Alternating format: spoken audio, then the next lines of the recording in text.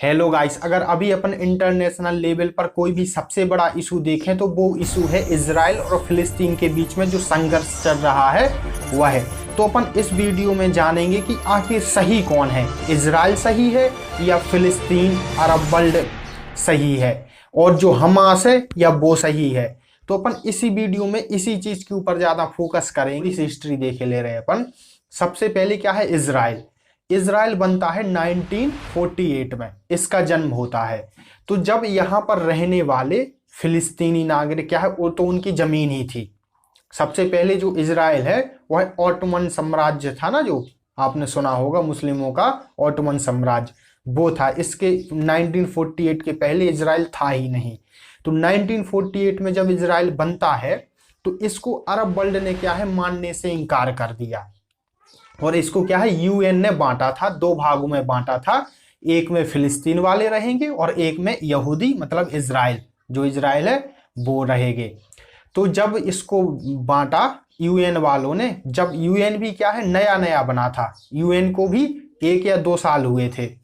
तो जो Arab world है, जैसे इजिप्ट हो गया, जॉर्डन हो गया, सीरिया हो गया, इन लोगों ने क्या है मिलकर क्या है इजराइल के ऊपर हमला बोल दिया।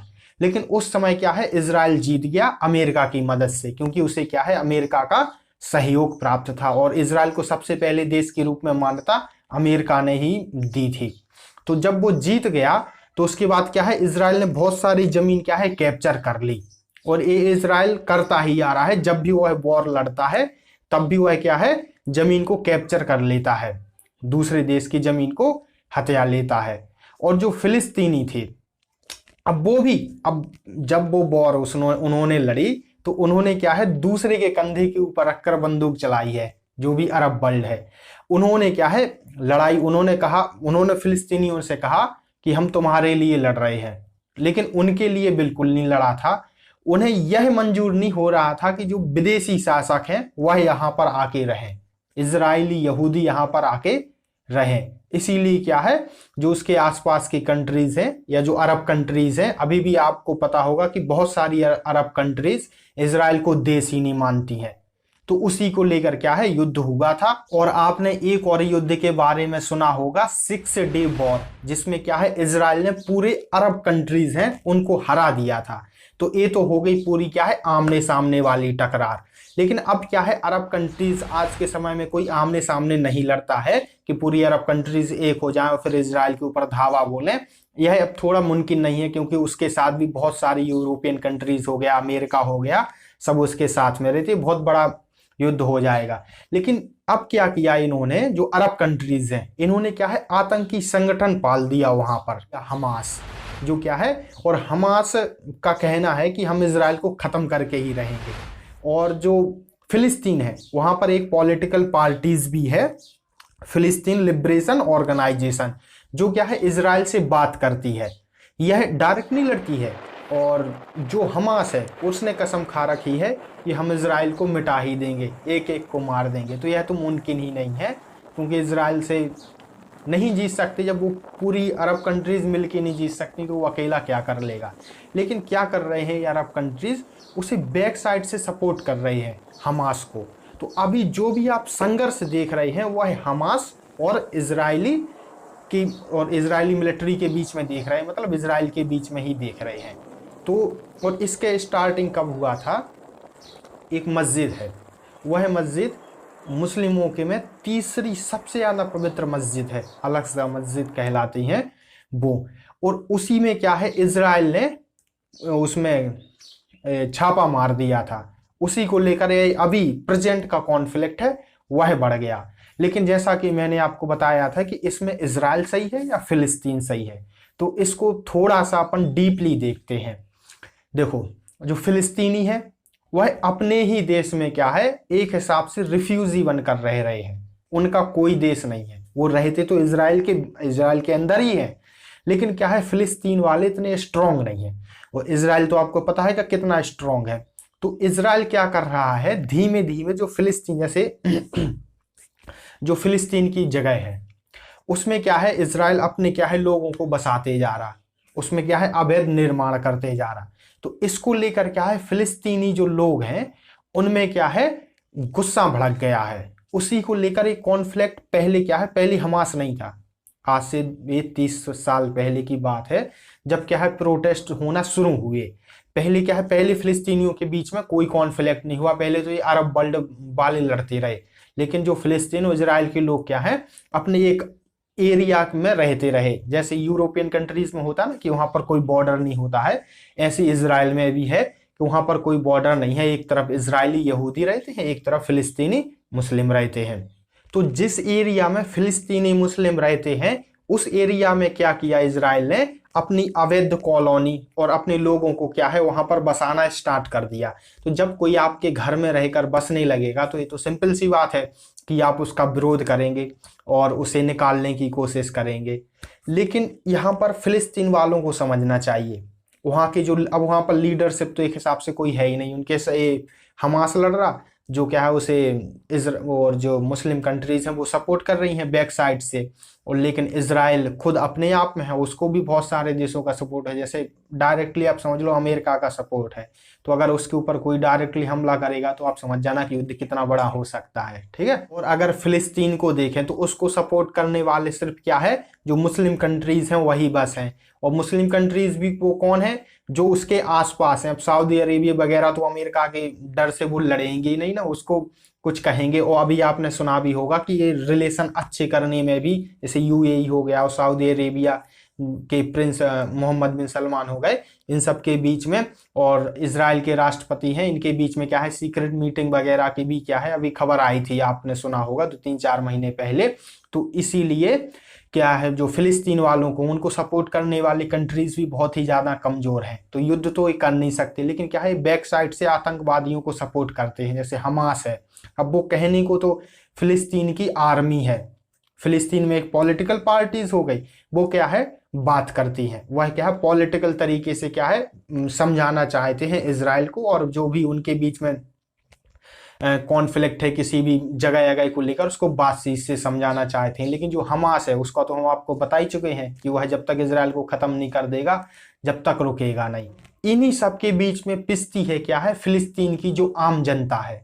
आप खुद सोचना, हमास ने इतना सा क्या है रॉकेट दागा, या कोई भी रॉकेट दागे इतनी ताकतवर उसके रॉकेट नहीं रहते, लेकिन रॉकेट कितना ही कम ताकतवर वो आदमी की जान तो ले ही सकते हैं।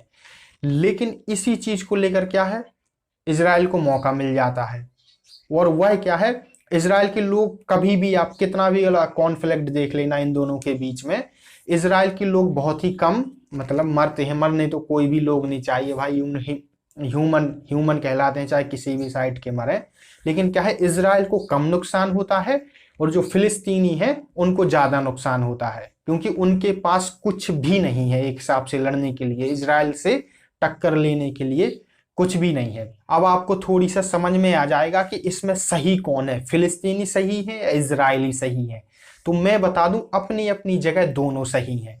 एक बार क्या है इजराइल ने जो वहां की पॉलिटिकल पार्टीज है और जिसकी सरकार है, अभी उसी की सरकार है जब से वो सरकार बनी है, उससे बोला था कि आप एक दूसरे को देश मान लो, फिलिस्तीनियों का देश मान लो और इजराइल को देश मान लो। तो इन लोगों ने क्या है, जो मुस्लिम कंट्रीज हैं और जो अरब कंट्रीज हैं, उनके दबाव में आकर फिलिस्तीन वालों ने यह नहीं माना। ये तो कोई बात नहीं हुई। अगर जब इन्होंने नहीं माना तो घाटा भी किसका है, फिलिस्तीन वालों का है, क्योंकि ना कोई बॉर्डर है ना कुछ किसी का कोई पता है भाई। अब इजरायली वाले क्या है, अमीर है, वो तो किसी की भी जमीन खरीद लेंगे जो फिलिस्तीन वाले हैं सस्ते में। तो क्या है वो वहां पर आके रहने लगते हैं, और जब वो ज्यादा मात्रा में आने लगते हैं तो फिलिस्तीन वालों को टेंशन होने लगती है। आप समझना मैं क्या कहना चाह रहा, कि फिलिस्तीन वाले में लीडरशिप नहीं है, कोई भी लीडरशिप नहीं है। और जो इजराइल है वो तो आपको पता ही है कि लीडरशिप को पूरा वो देसी है, कितना टेक्नोलॉजी वाइज हर चीज वाइज कितने आगे है। तो इसमें क्या है गलती, एक तो क्या है फिलिस्तीन के जो लीडरशिप है उसकी भी है, कि आप ना तो उस मामले को सुलझा पा रहे हो, कुछ नहीं कर पा रहे हो। अब भाई नेगोशिएशन भी वहां होता है जहां आप स्ट्रांग हो। अगर आप फिलिस्तीन वाले बोलें कि आप तो जो 1948 में था उसी में चले जाओ आप, तो ऐसा नामुमकिन है, हो ही नहीं सकता है। आप कमजोर हो, आपको कुछ, अब आपने अगर कुछ नहीं करोगे तो कुछ समय बाद आपका अस्तित्व भी खत्म होने को हो जाएगा। आप ये समझ के रखना जितने भी फिलिस्तीन वाले हैं, क्योंकि इजराइल अपनी ताकत बढ़ाता ही जा रहा है और उससे लड़ना और जीतना नामुमकिन है, ये आपको समझना चाहिए। तो अभी जितना भी बचा कुचा है उसको अपन समेटें और बात करके जो भी अपना देश क्या है बनाएं। जैसा कि मैंने आपको वीडियो के पहले शुरू में बोला था कि जो फिलिस्तीनी है वो अपने ही देश में एक हिसाब से रिफ्यूजी बनकर रह रहे हैं, अपने ही देश में रिफ्यूजी बनकर रह रहे हैं, समझना आप एक हिसाब से। और जहां पर रह रहे हैं वहां पर आतंकवादियों का बोलबाला है, वहां पर बेरोजगारी दर, जहां जो गाजा पट्टी जहां पर मतलब फिलिस्तीनी लोग रहते हैं वहां पर 50% बेरोजगारी दर है। आप सोचना वहां पर अभी जैसे रमजान का महीना चल रहा तो वहां पर खाने के लिए भी सऊदी अरेबिया से जाता है। आप सोचना कितनी बुरी हालत है, खाने तक के लिए नहीं है, इतनी बुरी गरीबी है। तो आपको सोचना चाहिए जो भी फिलिस्तीन वाले हैं और जो भी गवर्नमेंट हैं कि आपको जल्द से जल्द मामले को सुलझाना चाहिए। एक तो आपके पास है कुछ नहीं और आप इजराइल से बोल रहे हैं कि आप पीछे हट जाओ और जितनी मेरी जमीन है वह पूरी दे दो, तो वो क्यों मानेगा भाई? कोई नहीं मानेगा। अगर देखो प्रैक्टिकल, देखो अपन इमोशनल तो बात अलग है, लेकिन प्रैक्टिकल यही है कि अगर मैं स्ट्रांग हूँगा और अगर आप कमजोर हो तो मैं आपकी बात नहीं मानूंगा। अब मैं स्ट्रांग हूं और आप मुझसे बोलें कि आप पीछे हो, मैं क्यों हटूंगा भाई पीछे? मेरा नुकसान है, मेरे लोगों का नुकसान है ना। अगर आप स्ट्रांग होंगे और अगर आप, अब जैसे अमेरिका बोलता पीछे हो तो इजराइल को अपने आप पीछे हटना पड़ता है ना। और अब अगर आपको ये तो समझ में आ गया होगा कि फिलिस्तीनी वालों की क्या गलती है कि वह बात नहीं कर रहे हैं और मामले को जल्दी से सुलझा नहीं रहे हैं। और जो भी इजराइल है अब वो क्या है, धीमे धीमे कब्जा करता जा रहा, उसे तो बढ़ाना ही है। वो तो चाहता ही है कि सबको ही चाहता है कि हम कब्जा कर लें, प्रैक्टिकल देखें तो क्या है, इजराइल वाले कब्जा करते जा रहे हैं और फिलिस्तीन वाले और जो अरब कंट्रीज के कहने पर ये आतंकवादियों को सपोर्ट कर रहे हैं, कहीं पथराव कर रहे हैं, दंगे कर रहे हैं। तो इसी में क्या है, जो नुकसान किसका हो रहा? फिलिस्तीन वालों का हो रहा, ना कि क्या है इजराइल वालों का हो रहा। उन्हें तो मौका ही मिल रहा है। राष्ट्रपति जो बाइडेन है अमेरिका के, उन्होंने पहले कहा था कि इजराइल क्या है, जो फिलिस्तीनी लोग हैं उनके ऊपर अत्याचार तो करता ही है। अब आप माने चाहे ना माने, लेकिन वो करता तो है। तो उन्होंने जो बाइडेन है उन्हीं ने खुद बोला था कि इसकी मैं जांच करवाऊंगा जो भी है। लेकिन अभी उन्होंने एक बयान दिया है कि इजराइल को अपनी सुरक्षा करने का पूर्ण अधिकार है। अगर इजराइल के ऊपर रॉकेट आ रहे हैं तो इजराइल को पूर्ण अधिकार है कि वह अपनी सुरक्षा करे। अब जब इतनी उसको क्लीन चिट मिल गई, उन्होंने बोला कि उन्हें तो अधिकार करने का पूर्ण अधिकार है। अब इसी को लेकर इजराइल को जाने कर देना है क्या? उन्होंने 500 भेजे होंगे, इजराइल को 5000 भेज देने हैं, वहां पर रॉकेट मार देने हैं। समझना आप मैं क्या कहना चाह रहा हूं। इसीलिए इजराइल, देखो इजराइल भी नहीं चाहता है कि उसकी जो इंटरनेशनल लेवल पे क्या है इमेज खराब हो। अगर वो ज्यादा वहां पर अत्याचार करेगा, कुछ भी करेगा, तो देखो वो सही नहीं है।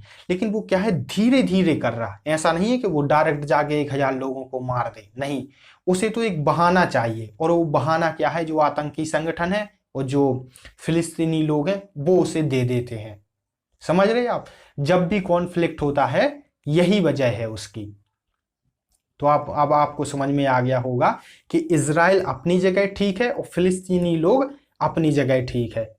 ठीक है, लेकिन क्या है, इसमें सबसे ज्यादा दुर्गति किसी की होती है तो वह है फिलिस्तीनी वाले। सबसे ज्यादा अगर कोई कुछ खोता है अपनों को तो वो क्या है, फिलिस्तीन। अभी के हमले में कुछ बच्चे तक की जान चली गई है। अब वहां से अगर कोई रॉकेट या बम गिरेगा तो वहां पर तो कोई देखता नहीं है कि नीचे बच्चे हैं या बूढ़े हैं या जवान है। उसे तो जिंदगी चाहिए और जिंदगी लेके चला जाएगा वो, है ना। तो भाई इसको यार जल्दी से सुलझाना चाहिए। और भाई फिलिस्तीनी वालों से और अरब वर्ल्ड वालों से, जितनी भी भाई मुस्लिम लोग देख रहे हैं, उनको भी आप थोड़ा लॉजिकली सोच कर देखना आप, ठीक है। पहले आप स्ट्रांग बनो, समझना, आप स्ट्रांग बनो, फिर जाके कुछ आप अपनी जमीन छुड़ाना। अभी आपके पास कुछ है नहीं है, लेकिन फिर भी अगर आप उससे बोलोगे कि मुझे ये चाहिए, जो मेरी पहले की जमीन है वो चाहिए, तो जो स्ट्रांग है वो तो क्यों देगा भाई? आप ही खुद सोचना, नहीं देगा ना। तो इसीलिए अभी जितना बचा है उसी को ले लो, उसी के ऊपर इजराइल जितने बढ़िया टेक्नोलॉजी में हर चीज में विकास करो, है ना। अब अभी आप कुछ नहीं कर रहे हैं, सिर्फ उसको क्या है, आप ये सोच रहे हैं कि वो जमीन मिल जाए, एक हिसाब से आजादी का आंदोलन चला रहे हैं, ठीक है। अब वो आजादी जाने कब मिलेगी किसी को कुछ नहीं पता। और अगर आजादी इजराइल देना भी चाहता है कि आप इतनी जमीन ले लो, तो वो जो अरब कंट्रीज हैं उनके दबाव में वो लेते नहीं है। तो शायद अब आपको समझ में आ गया होगा कि मेन मुद्दा है क्या। अगर वीडियो पसंद आई है तो वीडियो को शेयर कर दें और चैनल को सब्सक्राइब जरूर कर लें। ऐसे ही नॉलेजेबल वीडियो मैं आपको लाता रहूंगा, वो भी आसान भाषा में, बिल्कुल आपकी भाषा में आपको समझा दूंगा। ठीक है, धन्यवाद यहाँ तक वीडियो देखने के लिए।